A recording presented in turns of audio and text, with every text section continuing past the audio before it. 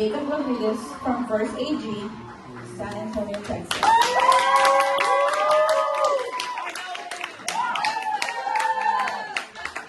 Let's go, Jacob! Hi, my name is Jacob Rodriguez of the First Assembly of God Church, and today I will be presenting my short sermon. The name of my short sermon is Forgiveness is Everything, and my scriptures are Matthew 6:14 through 15 and Genesis 25:26. Forgiveness is important. Without forgiveness from God, we would be living in a world where sin is 20 times more common than it is right now. I know for me, I wasn't always a fan of forgiveness. I would want everyone to forgive me, but I never wanted to forgive anyone else. It took me a while to realize that if I ever wanted to be forgiven by anyone else in God, I would need to learn how to forgive them. Matthew 6:14 through 15 says, "Forgive others and your heavenly Father will forgive you, but do not forgive others and your heavenly Father will not forgive you." This verse is really simple. What it's trying to tell us is that if we want to be forgiven by God, He wants us to forgive anyone who has hurt us in any way. That brings me to my first point. Forgive and you will be forgiven. There's this story in the Bible. The story starts in Genesis 25:26. It tells us about a guy named Jacob and a guy named Esau. One day, when Esau returns home from hunting, he is starving, and Jacob takes this to his advantage and steals Esau's birthright in exchange for some soup. Later in this story, when their mom finds out about this, instead of being mad at Jacob, she tells him that the birthright is totally useless without the family blessing. So with the help of their mother, Jacob steals the family blessing from their father. When Esau finds out about this, Esau is furious and threatens to kill Jacob.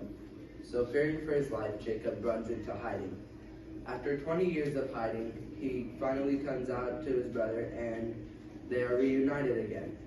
Instead of being mad at Jacob, Esau managed to forgive Jacob. The reason I'm telling you this is to show you that if two people who hate each other so much in the beginning that they want to kill each other can end up forgiving each other, then we can forgive anyone who has just pushed us or called us a mean name once or twice. That brings me to my second point. Forgive even when you feel like you can't. The transition from elementary to middle school is hard for some people. I know it was especially hard for me. I didn't have any friends who came from my old school. Sure, there were some people who went from my old school, but we weren't friends at the time. Instead of having friends for the first couple weeks, I had people who I didn't get along with very much, who insulted me for no reason. Sometimes, out of rage and anger, I would insult them back and maybe push them. And I wouldn't think about them at all when I did this. But other times I would brush it off and pretend like nothing ever happened. One day, one of them came up to me and he said he was sorry for everything he'd done. I didn't expect this from any of them and I didn't know what to do. I ended up forgiving him because he seemed like a really chill dude.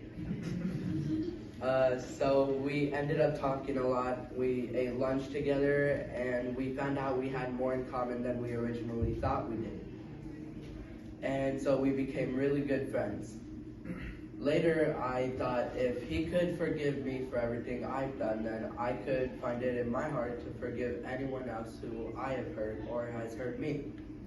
So that's what I did.